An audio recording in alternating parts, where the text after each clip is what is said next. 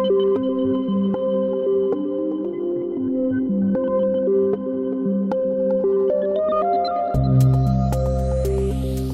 is 6 Minutes, the Seriously International Daily Newscast. It's Tuesday, February 18th, and I'm Emma Albright. And I'm Bertrand.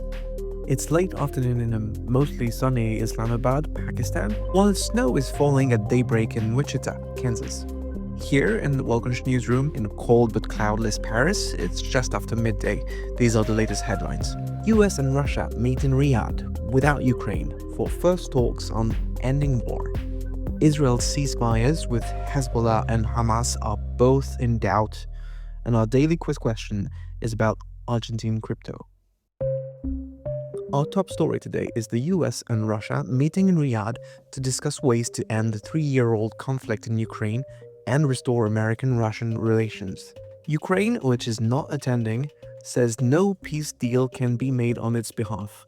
Kremlin spokesman Dmitry Peskov said the prospect of Ukraine joining the European Union was its sovereign right, but that it would oppose Ukraine's entry into military alliances like NATO.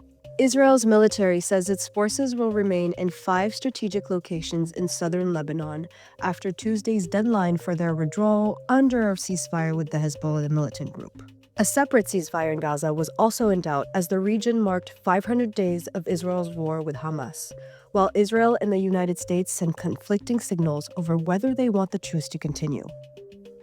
Boat traffic returned Tuesday to Lake Kivu in the eastern region of the Democratic Republic of Congo, as ports reopened in 2 cities which have fallen to M23 rebels. The UN said the ports could facilitate access to aid after weeks of fighting and looting, as some warned of a humanitarian catastrophe that could include outbreaks of cholera and other diseases. Turkey has so far detained 282 people in raids on PKK militant group suspects. Among the detained are journalists, politicians, and academics in the last 5 days of raids. Turkish authorities are also continuing to remove pro-Kurdish mayors from their posts over suspected ties to the militant group. Now, let's take a closer look at what the international press is covering. Bolivian daily El Diario had on its front page today the fatal bus crash on a mountain road in Bolivia that killed at least 30 people. The vehicle plunged 800 meters into a ravine in the southwestern district of Yocala.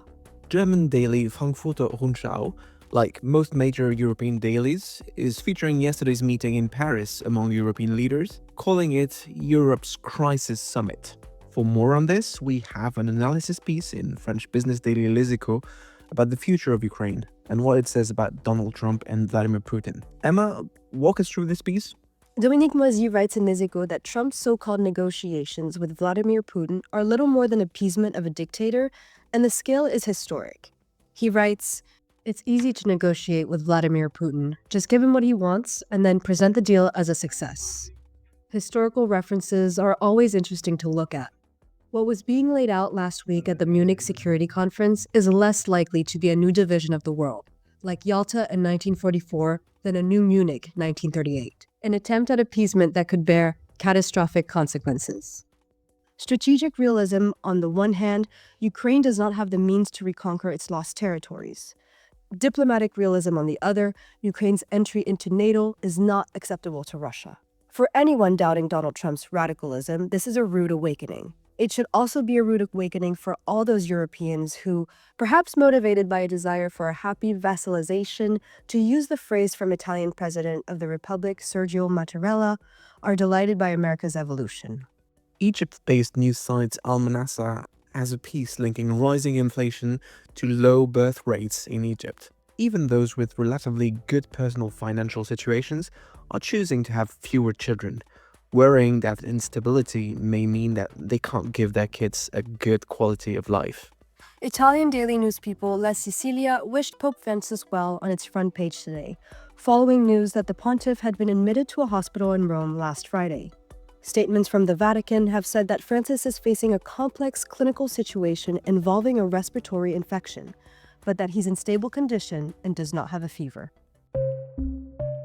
We're closing things out with our quiz question today, which comes to us from an ongoing scandal in Argentina.